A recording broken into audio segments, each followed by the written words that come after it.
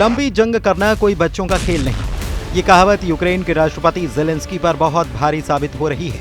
हम आपको हारते हारते यूक्रेन को कुचलने में जुटे पुतिन का वो वॉर प्लान दिखा रहे हैं जिससे यूक्रेन की जमीन को यूक्रेनी सैनिकों का कब्रिस्तान बना दिया गया है।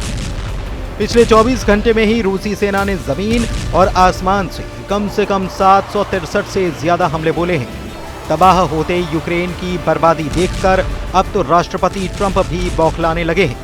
अमेरिका में सबसे ताजा सर्वे में अमेरिका ने राष्ट्रपति ट्रंप पर भड़कते हुए कहा है कि ट्रंप पूरी तरह से पुतिन के हमलों की अनदेखी कर रहे हैं और यूक्रेन जंग में ट्रंप अब धृतराष्ट्र की तरह आंखें मूंदे बैठे हैं।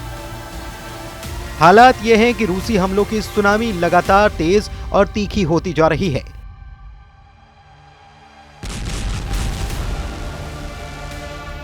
सिर्फ 24 घंटे में ही यूक्रेन के खेरसॉन, खार्किव और डोनेत्स्क में रूसी हमलों में 400 से ज्यादा बड़ी इमारतें और घर भस्म हो चुके हैं। सबसे चौंकाने वाला खुलासा तो ये हुआ है कि पुतिन ने यूक्रेन के साथ साथ यूरोप पर हमले करने के लिए 1,60,000 से ज्यादा नए सैनिकों को जंग में उतार दिया है। दावा तो यहां तक किया जा रहा है कि पहले भर्ती हुए 1,50,000 सैनिकों के अलावा ये अतिरिक्त सैनिक रूसी सेना को बेशुमार ताकत और बढ़त देंगे। आप पुतिन के युद्ध के जुनून को इसी से समझ सकते हैं कि मार्च महीने के 30 दिन में ही यूक्रेन के 22,000 सैनिकों को मारने का दावा किया। रूसी सेना के तूफानी हमलों ने यूक्रेन और यूक्रेन की सेना दोनों के चीथड़े उड़ाकर रख दिए हैं। जब से डोनाल्ड ट्रंप अमेरिका के 47वें राष्ट्रपति बने हैं, उसके बाद से रूस के यूक्रेन पर हमले कम होने के बजाय बेहद तेज हो चुके हैं। हालात ये हैं कि राष्ट्रपति ट्रंप किसी भी कीमत पर पुतिन के खिलाफ खुलकर युद्ध नहीं करना चाह रहे, जैसा कि अमेरिका के पूर्व राष्ट्रपति बाइडेन कर रहे थे। इधर पुतिन ट्रंप की इस सोच का फायदा उठाते हुए यूक्रेन के ज्यादा से ज्यादा इलाकों पर कब्जा करने में जुटे हैं। यही वजह है कि पूर्वी, दक्षिणी और उत्तरी यूक्रेन पर रूस के हमले बेहद तेज हो चुके हैं। रूसी वायुसेना के सुखोई 35, सुखोई 27, सुखोई 34 और मिग 29 ने यूक्रेन के एयर डिफेंस को तेजी से तबाह करना शुरू कर दिया है। यूक्रेनी सेना के एयर डिफेंस पर ज्यादा से ज्यादा हमला करने के पीछे रूसी सेना का सिर्फ एक मकसद है, यूक्रेनी सेना को अंधा कर देना, ताकि रूसी मिसाइलों और ड्रोन हमलों से यूक्रेन को जबरदस्त हार दी जा सके। पुतिन के इस प्लान का असर भी यूक्रेन की जमीन पर साफ दिखने लगा है। ज़ेलेंस्की ने खुद दावा किया कि पिछले एक हफ्ते से ऐसी कोई रात नहीं गुजर रही जब चिंघाड़ते और दहाड़ते यूक्रेनी ड्रोन और मिसाइलें यूक्रेन के शहरों को तबाह न कर रही हों।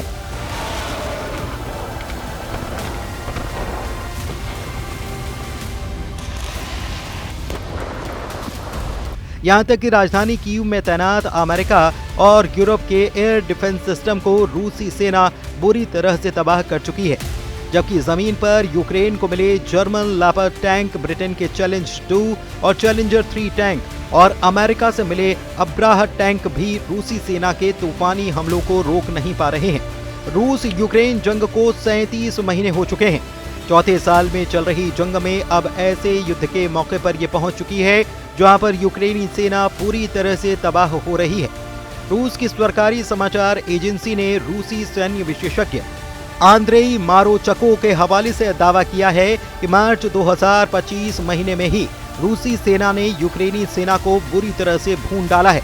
रूसी सैन्य विशेषज्ञ आंद्रेई मारोचको का दावा है कि रूसी सेना ने लुहांस्क बॉर्डर पर ही भयंकर जंग के दौरान मार्च महीने में ही यूक्रेन के 22,000 सैनिकों को मार डाला है, जिसमें भाड़े के लड़ाके भी शामिल हैं, जो यूक्रेन की तरफ से रूस के खिलाफ जंग करने में जुटे थे। रूसी आंद्रेई मारोचको का डंके की चोट पर दावा है कि यूक्रेन सेना को फरवरी की तुलना में मार्च महीने में 13 गुना ज्यादा सैनिकों का नुकसान हो चुका है।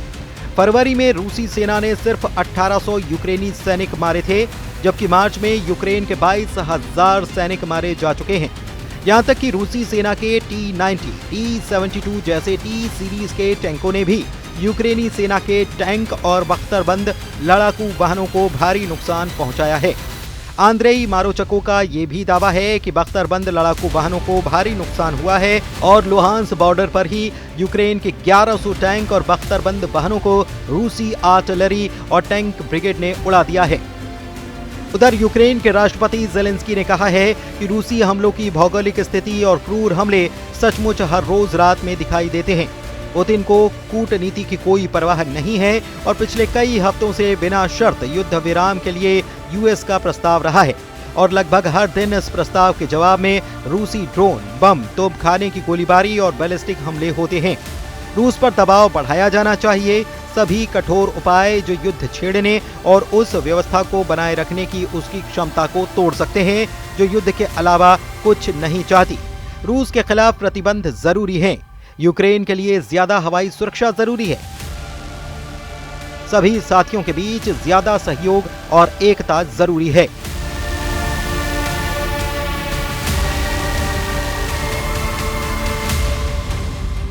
यूक्रेन के खार्किव प्रांत में ही पिछले 18 घंटे में काफी यूक्रेनी नागरिक मारे गए हैं। कुछ खबरों में दावा किया गया कि खार्किव में 12 से ज्यादा लोग मारे गए। खार्किव में रूसी हमले में यूक्रेन का सैन्य अस्पताल, शॉपिंग सेंटर, अपार्टमेंट, बड़ी इमारतें और सैन्य ठिकाने तबाह हुए हैं। रूस ने हवाई हमलों से तूफानी हमले किए हैं। यूक्रेन के सुमय, ओदेसा, डोनेस्क में रूस ने 111 ड्रोन से हमले किए। रूस का दावा है कि यूक्रेन में दक्षिणी जापोरिज्विया क्षेत्र में शचे ब्राकी गांव और पूर्वी डोनेस्क क्षेत्र में पेंटेलेई मोनिवका पर कब्जा कर लिया है। मॉस्को ने यूक्रेन पर पिछले 24 घंटे में यूक्रेन के पावर प्लांट का धुआं निकाल कर रख दिया है। जेलेंस्की ने यूरोपीय देशों से दो टूक कहा है कि अब वक्त आ गया है कि यूक्रेन में यूरोपीय देश जंग करने के लिए अपने सैनिक भेजें। बेहद गुस्से में जेलेंस्की ने साफ कहा है कि यूक्रेन को शांति सेना नहीं, यूरोप की स्पेशल फोर्स और हथियारों की दरकार है। जंग के बीच यूक्रेन के राष्ट्रपति जेलेंस्की ने दावा किया कि पिछली रात में कुल 172 ड्रोन से रूसी सेना ने हमले बोले, जिनमें 100 से ज्यादा शाहिद ड्रोन थे। मिसाइल और बैलिस्टिक धमकियों के साथ साथ बड़े ड्रोन हमले अब लगभग रोज हो रहे हैं। हमारे साथियों को ये समझना चाहिए कि ये रूसी हमले न केवल हमारे लोगों को बल्कि इस युद्ध को समाप्त करने के उद्देश्य से किए जा रहे सभी अंतर्राष्ट्रीय प्रयासों, कूटनीतिक प्रयासों को भी निशाना बनाते हैं। रूस उन सभी लोगों के खिलाफ हमला कर रहा है जो युद्ध को समाप्त करना चाहते हैं।